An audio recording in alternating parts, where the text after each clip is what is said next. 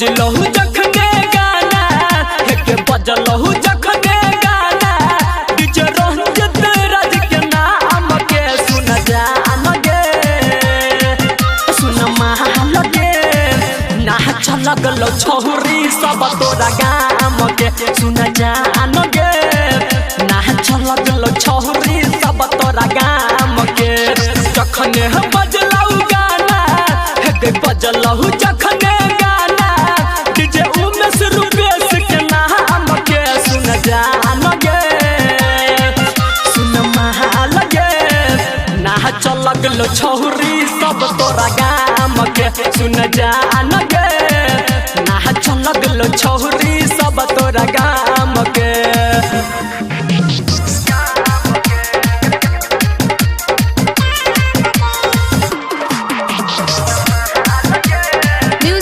DJ Umesh Shukipur बाजार संगे संगे नाचै छे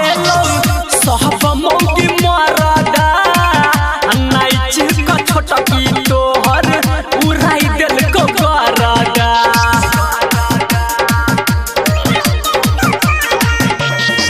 संगे संगे नाचै छे सब मौगी मरदा नाच का छोटा की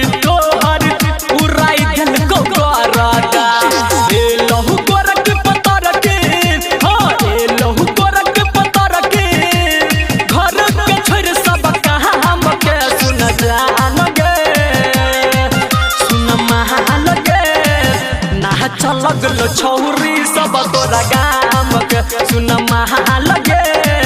नाच लगल छोरी सब तोरा गाम के